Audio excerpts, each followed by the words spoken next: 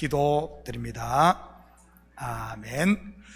좋은 아침입니다. 자, 우리 옆에 있는 분들과 이렇게 한번 인사합니다. Long time no see. 오랜만입니다.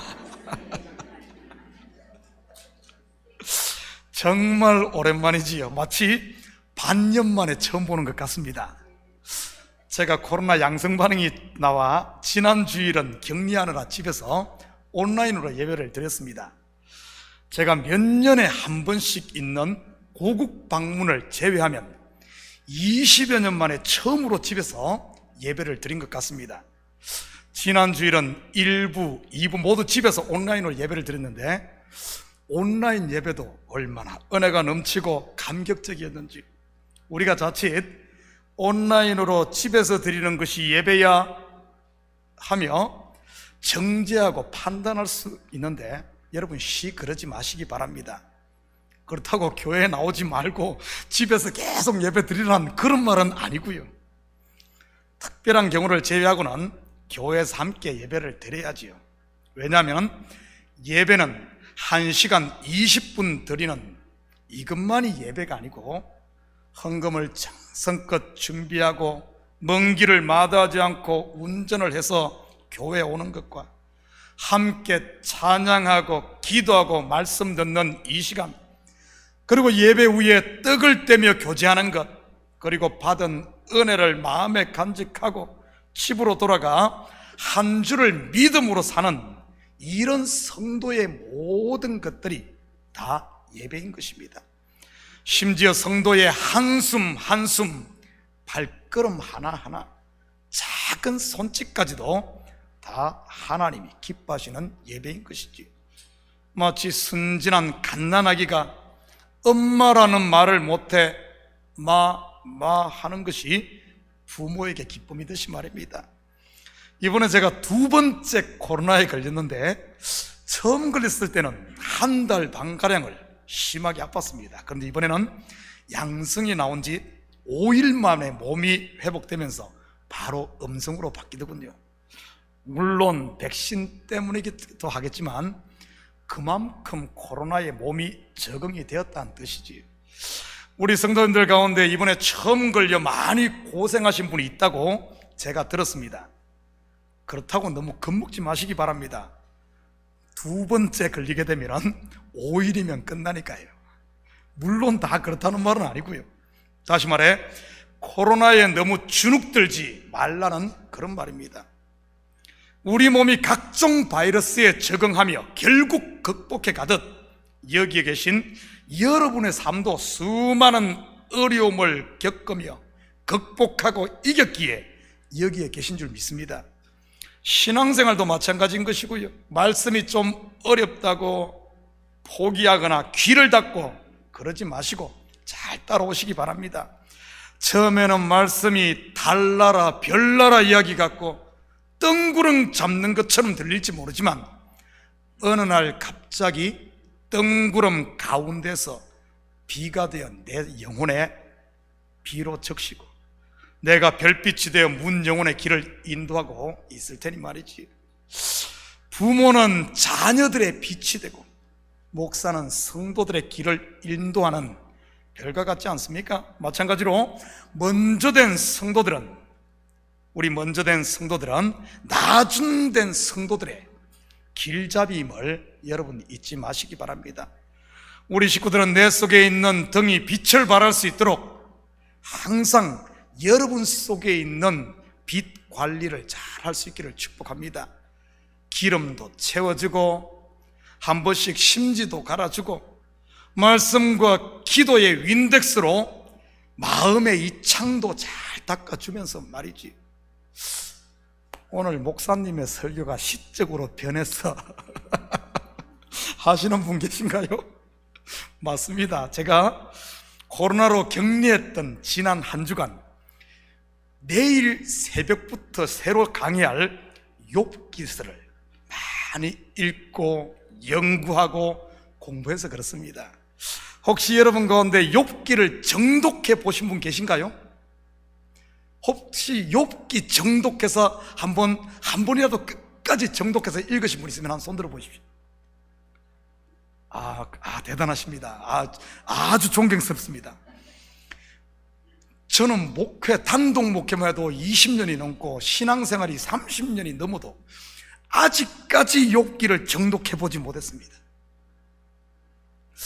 욥기가 42장으로 되어 있는데 1장과 2장 그리고 마지막 42장 나레이션 부분을 제외하고는 전부 시적인 언어로 기록되어 있는 것이 욥기서입니다. 그래서 욥기서를 시가서 이렇게 이야기합니다. 시적인 언어란 그 뜻이 속에 숨겨져 있다는 말입니다. 그러니 이야기가 굉장히 어렵지요. 그러다 보니 욥기를 읽을 때 눈에 쏙 들어오는 몇 구절만 뽑아서 내식으로 취하는 경우가 많습니다. 마치 우리 학창시절에 뜻도 모르고 목마와 숙녀를 엎조리고 다녔듯이 말이지요. 한 잔의 술을 마시고 우리는 버지니아 울프의 생애와 목마를 타고 떠난 숙녀의 옷자락을 이야기한다. 아니면 서정윤 시인의 홀로서기에 몇 소절도 그랬고요. 기다림은 만남을 목적으로 하지 않아도 좋다. 가슴이 아프면 아픈 채로 바람이 불면 고개를 높이 쳐들면서 날리는 아득한 미소, 어딘가에 있을 나의 한쪽을 위해 헤매이던 숱한 방황의 날들, 태어나면서 이미 누군가가 정해졌었다면 이제 그를 만나고 싶다. 이분들 시를 안 읽었나? 이러면 뭔가 낭만적이고 좀 멋있지 않습니까? 제가 대학 시절 그러고 다녔습니다. 혹시 우리가 성경을 그렇게 취하고 있지는 않습니까? 특히 욥기와 같은 시가서를 말이지요. 여러분이 암기하고 있는 욥기서의 구절들을 말해볼까요? 욥기 1장 21절입니다. 이르되 내가 모태에서 알몸으로 나와 싸운 적 또한 알몸이 그리로 돌아갈지라. 주신 이도 여호와시요 취하신 이도 여호와시니 여호와의 이름이 찬송을 받으실지니라 하고, 다들 알고 있을 겁니다. 또 말해볼까? 욥기 8장 7절. 내 시작은 미약하였으나 내 나중은 힘이 창대하리라. 사업처마다 안 걸린 곳이 없이 걸려있더군요. 욥기서 23장 10절도 보면은 그러나 내가 가는 길을 그가 아시나니 그가 나를 단련하신 후에는 내가 승금같이 되어 나오리라. 욥기 42장 5절. 내가 주께 대하여 귀로만 듣기만 하였사오니 이제는 눈으로 주를 배웁나이다. 그리고 또 한 군데 있죠. 가장 좋아하는, 모두가 좋아하는 42장 10절. 여호와께서 욥에게 이전 모든 소유보다 갑절이나 주신지라. 할렐루야. 갑절이나 주신지라. 여러분, 이런 구절들 암기하고 있으면 좀 행복해지는 것 같지 않습니까? 갑절이나 주신다고 하니 말이지. 그런데 여기에만 머물러서야 무슨 능력이 있겠습니까? 물론 잠깐 위로야 되고 기분이 좋아질지는 모르지만 말이지. 욥이 발바닥부터 정수리까지 종기가 나 고통 가운데 있었듯이 저도 지난주 코로나로 격리되어 있으면서 욥기를 연구하고 공부했습니다. 처지가 좀 비슷하지 않나요? 그러면서 욥기를 새롭게 보게 되었습니다. 욥기의 주제가 뭐죠? 욥기 주제가 뭐죠? 고난. 인내는 쓰나 그 열매는 달다. 맞습니까? 맞죠? 그런데 그 고난과 인내의 실체가 뭘까요? 성경에 나오는 고난과 인내, 실체가 뭘 것 같습니까? 바로 십자가입니다.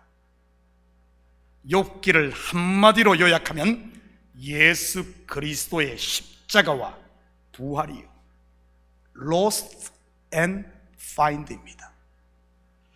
바로 욥기 속에 에덴을 잃었다 찾는 아담과 하와의 이야기가 그대로 들어있고, 멋있게 애굽에서 해방되어 나와 40년간 광야를 도는, 그래서 결국에는 약속의 땅에 들어간 이스라엘의 이야기가 그 속에 들어있고, 그리고 율법의 의로 흠없이 출발했던 사울이 다메섹 도상에서 예수를 만남으로 새롭게 거듭나 새롭게 거듭난 이 바울의 이야기가 욥기 속에 고스란히 들어있더군요. 바로 광야 교회를 지나며 매 순간 나는 죽고 예수로 사는 저와 여러분의 이야기 말이지. 개봉박두, 내일 새벽부터 시작되는 욥기 강해를 기대하시고 다 같이 좀 새벽을 깨웠으면 좋겠습니다. 제일 좋은 것은 5시 45분 현장 예배에 나오는 것이고, 그게 힘드시는 분들은 7시 줌 예배, 아니면 여러분 손에 직접 목장 리더들로부터 전달되어지는 아침밥, 카톡으로 전해지는 새벽 예배 영상으로 온 성도들이 함께 할 수 있기를 축복합니다. 그냥 지워버리지 마시고요, 꼭 같이 보십시오. 이번 기회가 아니면은 아마 여러분 욥기 정독 못할 겁니다. 제가 해보니까 저는 인내심이 좀 약해가지고 6장까지 딱 읽으면은 더 이상부터는 머리가 하얘지고 눈꺼풀이 무거워지면서 그냥 이상한 딴 나라로 가더라고요. 욥기가 시적인 언어로 기록되면서 했던 말 또 하고 또 하고, 그 이야기가 그 이야기고 시잘데없는 이야기만 계속하는 것 같아요. 그거 정독해낸 사람은 이거는 보통 사람이 아닙니다. 신의 경지에 이르는 사람들이에요. 저는 아직까지 정독을 못했다니까요. 같이 이번에 우리가 새벽 예배 영상을 통해서 욥기 속에 있는, 욥기는 성경 66권의 이야기가 딱 녹아있는 이야기입니다. 같이 공부했으면 좋겠습니다. 자, 오늘 본문으로 들어갑니다. 12절 다 같이 함께 읽습니다. 시작. 다시 뒤에서 욥기 이야기 때문에 욥기의 욥자만 나와도 그냥 졸아버리잖아요. 그만큼 욥기가 어려운 겁니다. 자, 다 같이 읽습니다. 시작. 무릇 율법 없이 범죄한 자는 또한 율법 없이 망하고, 무릇 율법이 있고 범죄한 자는 율법으로 말미암아 심판을 받으리라. 부드러운 시 이야기 하다가 갑자기 법하니까 숨이 탁 막혀버리죠. 그래서 잠시 복습 한번 하고 가도록 하겠습니다. 2주를 쉬었더니 저도 머리가 하얀데 여러분들이야 오죽하겠습니까? 우리는 로마서 1장에서 하나님의 진노와 심판에 대해 살펴보았습니다. 하나님의 진노가 누구에게 나타납니까? 불의로 진리를 막는 사람들의 모든 경건치 않음과 그 불의입니다. 이 사람들이 누구라고 했죠? 믿지 않는 불신자들이 아닌 먼저는 로마 교회 성도들, 그리고 하나님의 자녀인 저와 여러분을 말하는 것입니다. 더 정확하게 말하면 하나님의 진노, 하나님의 심판은 성령이 거하시는 하나님의 전인 내 속에서 불의를 계속 쫓으려고 하는 육신의 생각인 옛사람 나에게 나타나는 것입니다. 이것을 성경은 여자가 여자로, 남자가 남자로 부끄러운 일을 행하는 동성연애라는 이런 극단적인 단어를 가지고 표현을 했던 것이고요. 구약에서는 이것을 음행이라고 말하지 않습니까? 이러한 불의 곧 동성연애, 음행의 정상들이 추악, 탐욕, 악의, 살인, 분쟁, 시기, 악독, 수근수근하는 것, 비방, 하나님을 미워하는 것, 악을 도모하고 부모를 거역하는 것, 우매하고 배약하는 것, 무정하고 무자비한 이런 것들입니다. 이것들이 다 어디에 있다는 말입니까? 바로 내 속에 바퀴벌레처럼 숨어 있는 겁니다. 여러분, 전부 안 그런 척하고 뭐 거룩한 척 이러고 있지만은 방금 열거한 20가지 이런 불의한 것들이 전부 우리 속에 숨어 있는 것들이 우리 속에, 성경은 지금 그것을 고발하고 덜추어내는 겁니다. 왜죠? 더럽고 추한 벌거벗은 것을, 이것들 덜추어내서 예수 그리스도의 보혈에 깨끗이 씻고 은혜로 덮어주기 위해서 말이지. 괜히 나무 뒤에 숨어있는 아담과 하와를 하나님께서 괜히 불러냈겠습니까? 왜 불러냈죠?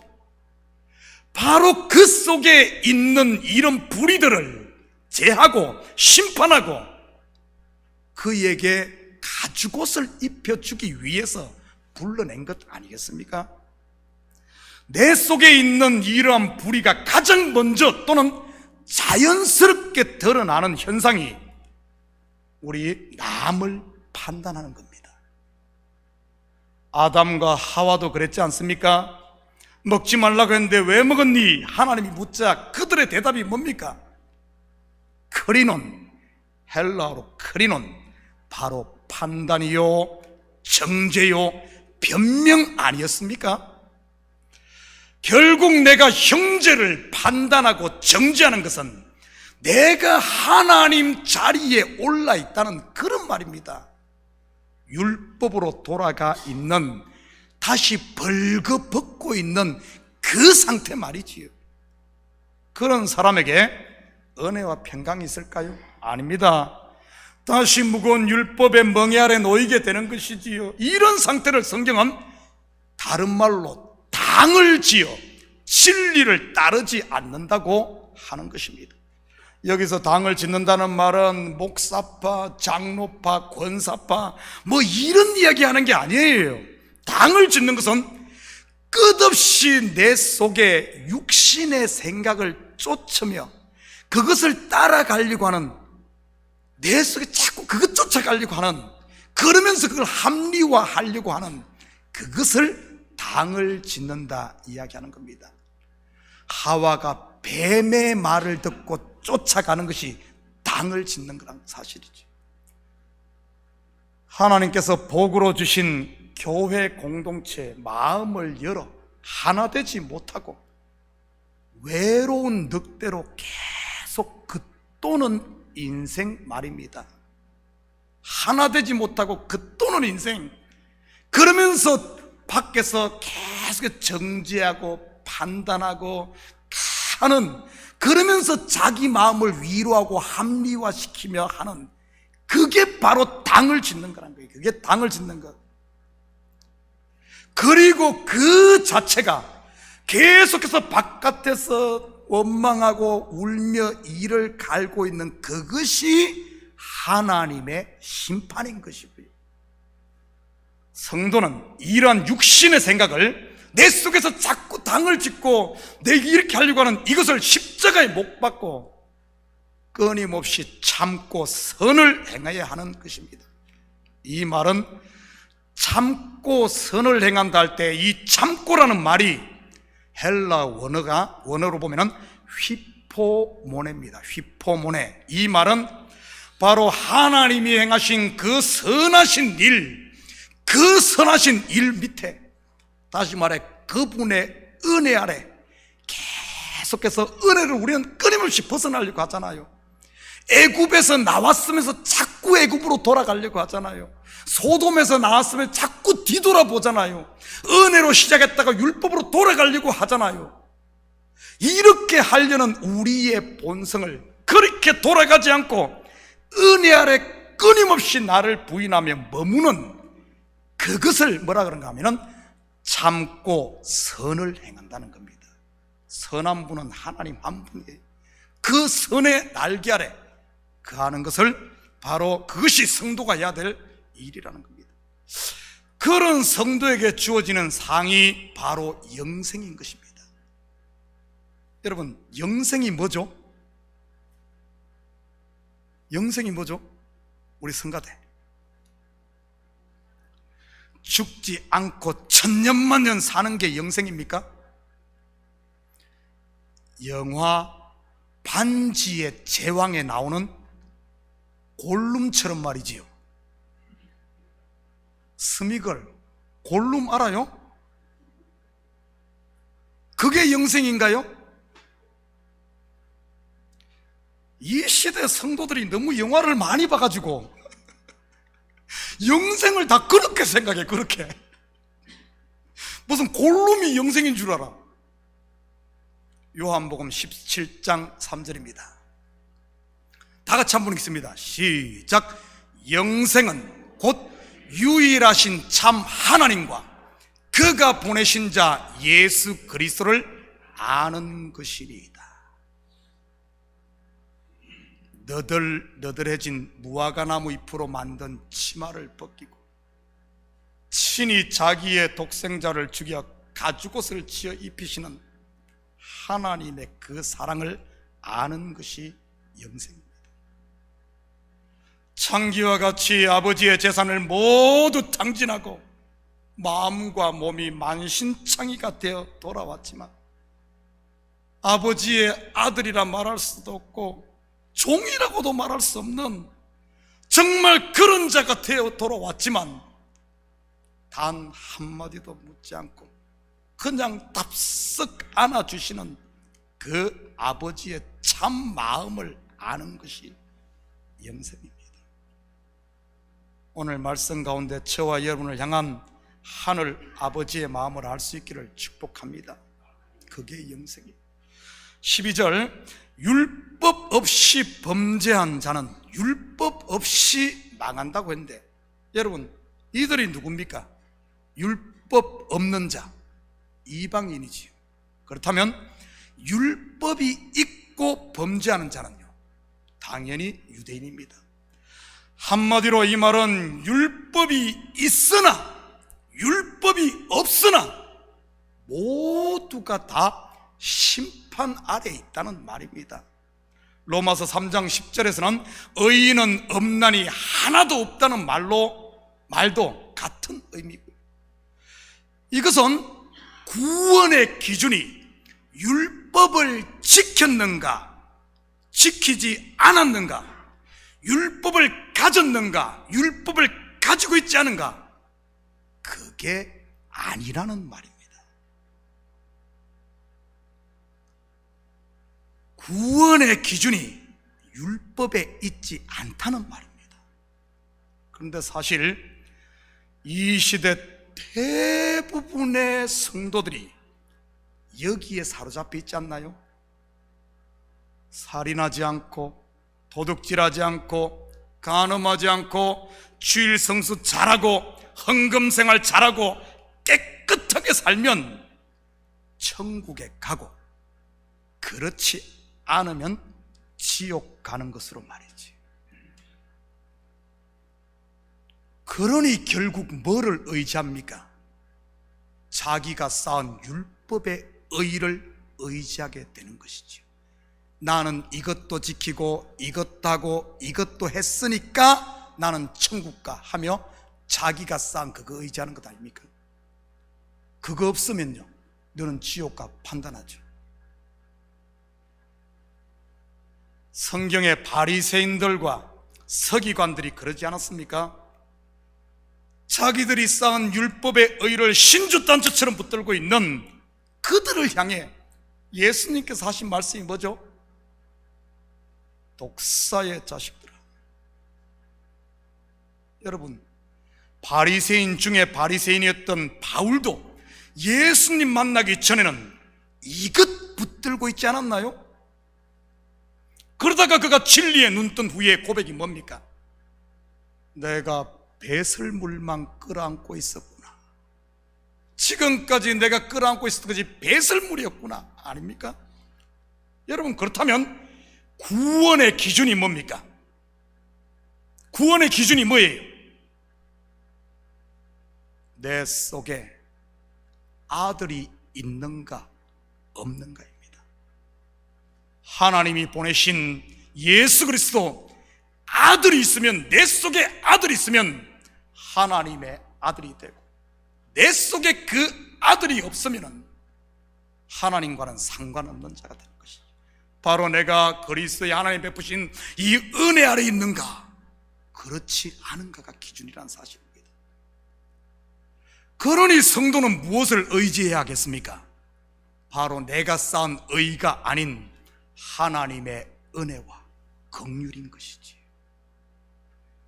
여러분, 그리고 12절에서 망한다, 심판한다 이런 표현이 나오는데 이 말의 진의가 무엇일까요? 여러분, 성경을 바로 알아야 됩니다. 이건 모르면 망한다, 심판한다 그러니까 막 겁부터 먹는데 성경의 언어를 바로 알아야 돼. 오호라, 나는 공고한 사람이로다. 이 사망의 몸에서, 이 망함에서, 이 심판에서 누가 나를 건져내랴? 여러분, 아브라함이 언제 망합니까? 아브라함이 언제 망하죠? 목사님, 아브라함 망한 거 없는데요. 아니, 망했어요. 언제 망하죠? 그의 나이 99세가 되어 생식기 끝을 잘라내는 할례를 행할 때 그는 망합니다. 끝입니다. 그의 아내 사라는요, 그녀의 태에 경수가 끊어질 때 그는 망합니다. 야곱은 언제 망하죠? 야복 강가에서 환도뼈가 위골되었을 때. 바울은요, 다메섹 도상에서 정오의 빛보다 더 밝은 예수의 빛 앞에 서서 그의 눈이 멀고 자기의 실체가 다 폭로되었을 때. 그렇다면 여러분은 언제 망합니까? 천부여 어지없소서, 손들고 옵니다. 바로 내가 벌거벗은 자요, 먼지요, 나에게 더 이상 소망이 없음을 안 그때입니다. 여러분, 심판이라는 단어는 법정 용어로서 죄를 밝히 드러내는 것을 말하지 않습니까? 숨길 수 없는 다 드러난 그 상태. 죄가 드러나지 않고 숨기고 있으면 우리는 우깁니다. 나 죄 안 지었다고, 나 무죄하다고 하늘을 걸고 뭐 막 숨깁니다. 근데 다 드러나고 나면 어떻게 되죠? 항복합니다. 그러면 짐을 벗게 되고 자유하게 되는 것이지. 알고 보면 항복하지 않고 숨기려고 하니 힘드는 것입니다. 왜냐하면 평생 도망자로 살아야 하니 말이지. 큰 범죄를 저지르고 수년 동안 도망 다니다가 잡힌 범인들의 소식이 가끔 매스컴에 나오는 것을 볼 수 있죠. 그들의 한결같은 고백이 뭡니까? 에이, 재수없습니까? 아닙니다. 그 도망자로 다닐 때 한 번도 발 뻗고 자지 못하고 이 마음의 자유가 없어요. 그러다가 오히려 잡힘으로 말미암아 두 발 뻗고 자고 짐을 내리는 것이. 레위기에 보면 몸이나 의복 또는 사람이 사는 집 벽에 문둥병이 바라면 부정해집니다. 그러면 제사장이 일주일마다 다시 가서 검사를 하죠. 그러다가 문둥병이 아예 뭐 전부 퍼지게 되면 어떻게 판정을 하는 줄 아십니까? 부정하다고 판정하는 것이 아니라 정하다고 판정을 합니다. 온몸에 문둥병이 번짐을 확인합니다. 레위기 13장 12절 13절입니다. 제사장이 보기에 나병이 그 피부에 크게 발생하였으되 그 환자의 머리부터 발끝까지 퍼졌으면 그가 진찰할 것이요, 나병이 과연 그의 전신에 퍼졌으면 그 환자를 뭐하다? 정하다 할지니 다 희어진 자인즉 정하거니와. 오늘 본문으로 말하면 숨은 죄가 다 드러나 버리면, 숨은 죄가 다 드러나 망하고 심판받게 되면 오히려 그것이 부정이 아니라 정하게 됩니다. 여러분 잘 기억하십시오. 성경의 언어를 잘못 보면 안 돼. 망한다는 겁먹을 게 아니에요. 우리는 매일 망해야 돼. 망하는 것이 사는 거예요. 망하는 것이. 숨어 있을 것이 아니라 나가 죄인임을 하나님 앞에 밝히 드러나야 돼. 밝히 드러나. 그러면은 하나님이 싸매는 겁니다. 아니라고 우기면서 나무 뒤에서 숨어 있으니까. 그러니까 계속해서 힘든 거예요. 힘든 거. 결국 자기 백성을 향한 하나님의 심판은 멸망이 목적이 아닌 구원이란 사실입니다. 바울의 눈을 멀게 한 것이 진리의 눈뜨게 하기 위함이었고, 나무 뒤에 숨어있는 아담을 불러낸 것이 그에게 가죽옷을 입혀 수치를 가려주기 위함이란 사실 말이지. 그래서 여기서 망한다, 심판이란다는 말은 우리의 옛것이 망하고 새 것으로 채워지는 새 생명의 역사를 이야기하는 것입니다. 계속해서 13절입니다. 하나님 앞에서는 율법을 듣는 자가 의인이 아니요 오직 율법을 행하는 자라야 의롭다 하심을 얻으리니. 먼저 여러분에게 질문 하나 하겠습니다. 자, 이제 눈들 뜨십니다. 눈들 떠요. 끝날 때 5분 있으면 끝나니까 눈 뜨고 제가 충분히 이해가 갑니다. 얼마나 더워요. 거기다가 또 목사님의 또 목소리가 탁 잠 오는 목소리잖아요. 탁 약간 허스키 하면서 얼마나 또 알아듣지도 못할 매 법 이야기 하지. 뭐 이러니까 뭐 잠 오는 거 당연하죠. 괜찮아요. 괜찮아요. 예. 잠 좀 푹 주무십시오. 이렇게 깊게 자면 좋아요. 어설프게 자지 말고 깊게 이렇게 자면은 건강에도 좋죠. 자, 이제 질문합니다. 그래서 정신 차리고 남들 따라서 해야지. 나 혼자 엉뚱한 대답하면 안 되니까. 자, 정신 차리고 질문 하나 하겠습니다. 율법을 행하면 의롭게 될까요? 아니면은 율법을 행해도 의롭게 되지 않을까요? 자, 율법을 행하면 의롭게 된다. 한번 손들어 보십시오. 아무도 없어요? 우리 다시 그러면 자, 처음 갑니다. 13절 다시 비춰줘요. 자, 13절 다시 한번 다시 가시면 시작. 하나님 앞에서는 율법을 듣는 자가 의인이 아니요 오직 율법을 행하는 자라야 의롭다 하심을 얻으리니. 자, 다시 질문합니다. 자, 율법을 행하면 의롭게 된다. 손 들어 보시기 바랍니다. 또 그 사이에 마음이 변했어요. 자, 그러면은 의롭게 되지 않는다. 손 들어 보십시오. 비등비등합니다. 자, 그러면은 손을 들지 않은 분들은 뭐 이도 저도 모르겠다 뭐 이런 말이겠죠. 그죠? 예. 뭐 목사님 그냥 시키면 시킨 대로 하겠습니다 이런 말이겠죠. 그죠? 여러분, 우상숭배 하지 않고, 우상숭배 안 했어요. 절간에도 안 가고 점쟁이도 안 가고 우상숭배 안 했어요. 안식일 지키고 주일도 안 빼먹고 아주 잘 쓰죠. 부모 공경 잘하고 매달 용돈 드리고 뭐 진지 따뜻한 밥 차려드리고 부모 공경 잘하고 살인하지 않고 간음하지 않으면 의롭게 됩니까? 세상 말로 법 없이도 사는 양심가가 되면 말이지요. 성경에 이렇게 산 사람이 있지 않습니까? 바울 말이지. 바울만 그랬을까요? 아닙니다. 당시 바리새인들이 그렇게 산 사람들입니다. 613개의 율법 조항을 하나도 어기지 않고 철저히 지키면서 말이지요. 심지어는 안식일 날 1km 이상 걷지도 않고 전기밥솥 스위치도 안 누르고 불 엘리베이터 이것도 안 누르고 아주 철두철미하게 하나도 어기지 않게 다 지킨 사람들 말이지. 바리새인들 대부분 그랬습니다. 그 중에 대표가 사도 바울이고요. 이렇게 율법을 다 지킨 사도 바울의 고백이 무엇입니까? 나는 의인이다 입니까? 뭐예요? 나는 죄인 중에 괴수로다. 이 로마서는 다름 아닌 이 고백을 한 사도 바울이 쓴 서신입니다.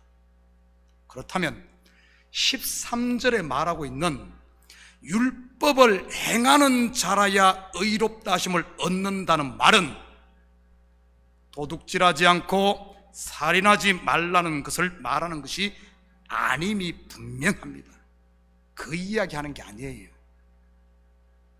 그렇다면 여기서 율법을 듣는다는 말과 율법을 행한다는 말의 진위가 무엇일까요? 욥기서의 결론에서는 귀로 듣는 것과 눈으로 보는 것으로 이야기를 하고 있더군요. 여러분 잘 들으십시오. 여기서 듣는다는 것은 듣기고 행하지 않으면 어떻습니까? 들으면 어떻습니까? 듣기만 하면은 변화가 없이 계속 제자리에 멈춘 상태를 말하는 것입니다. 여러분 제가 누가복음을 강의하면서 이런 말을 했을 겁니다. 이것에서 시작을 했으면 어떻게 해야 되죠? 이것에서 시작했으면 저것으로 나아가야 됩니다. 그래야지 완성이 됩니다. 이것으로 시작해서 그 자리에 계속 여기에만 머물고 있어버리면, 여기에만 머물고 있으면 계속해서 광야만 돌고 있고 제사 또 드리고 또 드리고 또 드리고 똑같이 그 자리에 머물고 있으면, 여러분 이 상태가 바로 뭔가 하면 오늘 본문에 말하는 듣는 겁니다. 듣는 것, 행하지 않고 듣는 것. 예를 들어 한번 보십시다. 여러분 우리 여자분들 남자분들 외출하려면 집에서 다 목욕 제기하고 샤워를 하고 무엇부터 입죠? 뭐 입어요? 혹시 겉옷을 먼저 입고 나중에 속옷 입는 사람 있습니까? 없죠? 무엇부터 입죠? 속옷을 딱 입습니다. 왜 속옷을 입습니까? 겉옷을 입기 위해서죠. 그죠? 속옷을 입었으면 겉옷까지 딱 입어야 하는데 속옷만 입고 다 됐다고 하는 모습, 바로 이것이 듣기만 하는 겁니다. 여기에만 머물고 있는 것이죠. 그러면 어떻게 될까요? 자기는 입었다고 그럴지 몰라도 밖에 나가는 순간 얼마나 수치스럽겠습니까? 듣는 것은, 여러분 우리가 듣는 것은 행하기 위함 아닙니까? 율법을 주신 목적은 율법을 통해 우리를 구원하기 위한 것이 목적이지, 율법 주고 우리 죄만 다 세상 말로 까발려놓고 그냥 수치만 뜨라고 한 것 아니잖아요. 우리의 이렇게 하는 이유가 뭡니까? 왜 이렇게 의사가 수술할 때 왜 속에 암이 있으면 배를 갈라놓습니까? 그냥 갈라놓는 게 목적이 아니잖아요. 이것을 가름으로 내 속에 있는 이 암덩어리를 떼어내고 그리고 다시 해서 깨끗하기 위한, 치료하기 위한 것 아닙니까? 바로 듣는 것은 행함으로 완성하기 위함인데 듣고만 있는 이 상태, 여러분 본절에 듣는다는 말은 다른 말이 아니라 율법에만 머물고 있음을 말하는 겁니다. 율법을 가지고 진리로 나아가야 되는데 그러지 않고 율법을 10개를 줬는데 그걸 가지고 100개로 만들고 다시 500개로 만들고 다시 615개로 만들고 지금은 1000개, 10,000개로 만들어서 그 율법을 세분화하면서 거기에 머물러 있는 상태, 바로 성경의 바리새인들이 그랬던 것 아닙니까?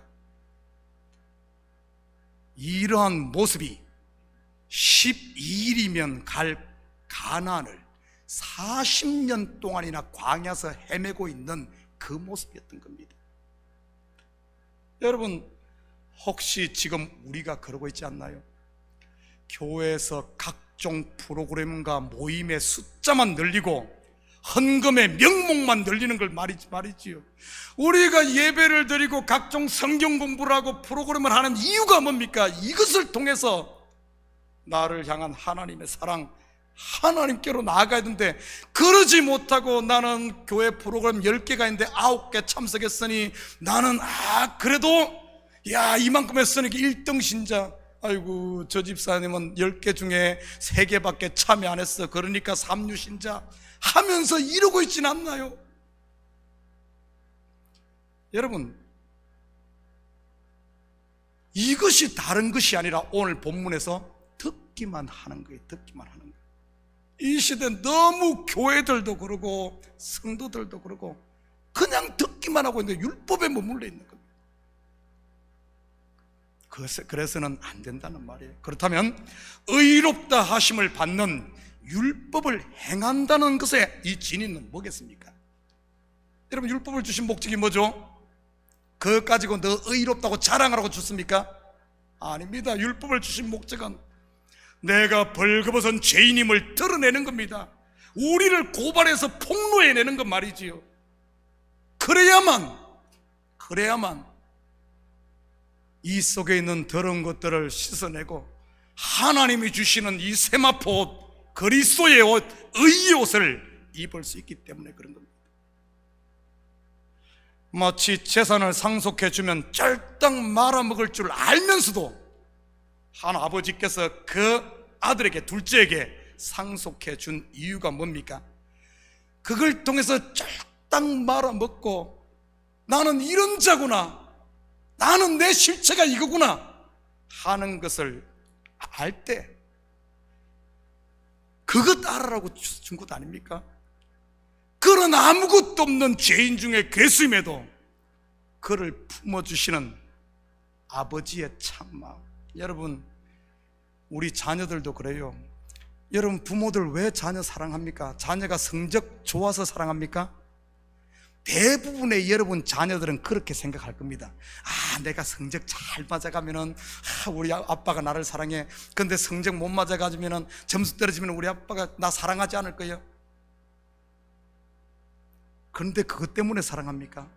성적 못 맞아도, 아니면 뭐 해도 부모가 자녀를 사랑하는 것은 그런 외적 조건이 아니잖아요.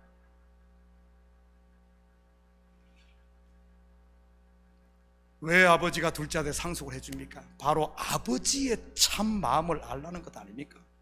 바로 여기서 행한다는 말은 자기의 실체를 깨닫고 천부여 어지없어서 하며 아버지 품에 안긴다는 이것을 이야기하는 겁니다. 그러면 아버지의 마음을 알고 잔치가 시작되는 것이지요. 저는 우리 성도들이 율법의 무거운 짐 안에서 낑낑거리며 사는 듣는 자에 머물지 말고 십자가 앞에 엎드림으로 자유할 수 있기를 축복합니다. 바로 율법을 행함으로 그리스도의 옷, 은혜의 옷을 입음으로 말이지. 그렇다면 율법을 받지 못한 이방인은 어떻게 의롭게 되는 것일까요? 14절 15절입니다 오늘 좀 이상해요. 설교 준비 용량은 똑같은데 왜 이렇게 설교가 안 끝나죠? 아니, 이 분량은 똑같은데 제가 말이 느린가, 날씨가 더워서 제 머리가 이상해졌는가, 코로나 앓고 나니까 좀 사람이 이상해진 것 같아요. 시간이 왜 이렇게 똑같아? 제가 곁길로도 안 가는데 이상하네요. 죄송합니다. 5분만 더 하도록 하겠습니다.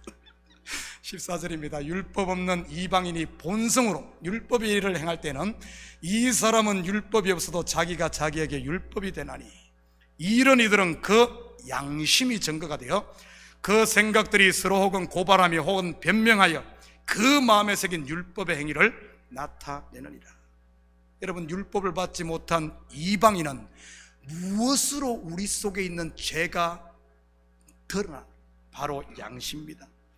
내 속에 있는 양심이 나의 죄인됨을 고발했다가 또 그리고 내 속에서 또 변명했다가 하면서 나의 실체를 폭로해내는 것이지.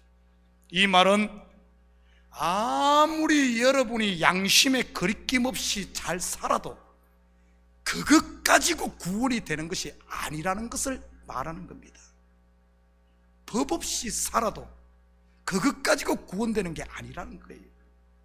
결국 이방인에게 양심을 주신 목적도 유대인에게 율법을 주신 목적과 같이 그리스도께로 인도하기 위함이라는 사실이지. 16절입니다 곧 나의 복음에 이른 바와 같이 하나님이 예수 그리스도로 말미암아 사람들의 은밀한 것을 심판하시는 그 날이라. 그렇기 때문에 그리스도 안에 있는 성도는 매일매일이 나의 실체가 폭로당하는, 하나님 앞에 다 드러나는 심판의 날이요, 또한 심판의 그 날이 곧 구원의 날인 것입니다. 바울이 고백한 날마다 예수와 함께 죽고, 왜 죽죠? 죄가 드러났기 때문에 죽는 것 아닙니까? 죽고 그리스도와 함께 다시 사는 날 말이지. 이것이 바로 바울이 전한 복음입니다. 예수 믿으면 만사형통, 무병장수, 성성장구가 복음이 아니고, 매일매일 나의 실체가 폭로되면서 그럼에도 불구하고 나를 안아주시는 그 하늘 아버지의 참 마음을 알고 그 사랑 안에 거하는 것이 바로 영생이요 복이요 바로 우리 성도의 삶이란 사실 말이지. 이게 복음이란 겁니다.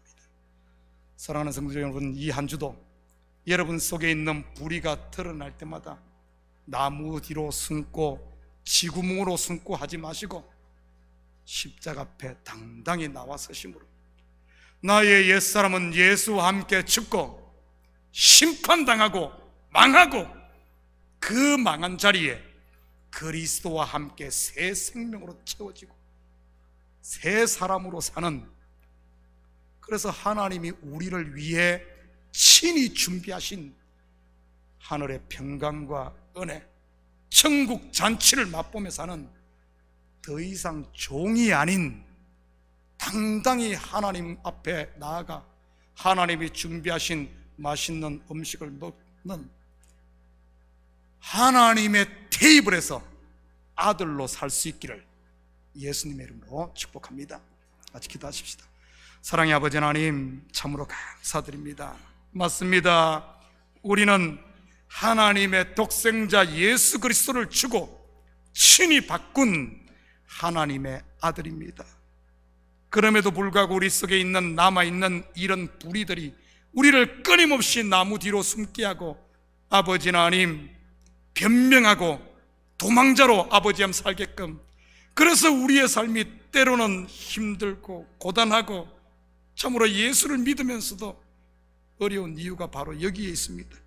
하나님, 더 이상 도망가고 숨는 인생이 아니라 십자가 앞에 당당히 서서 옛사람은 죽고 그리스도로 다시 살아 매일매일의 삶이 천국을 누리며 은혜와 감사에 찬양하는 이런 삶이 될 수 있도록 도와주시옵소서. 감사드리며 예수님의 이름으로 기도드립니다. 아멘. 자, 우리 다 같이 자리에서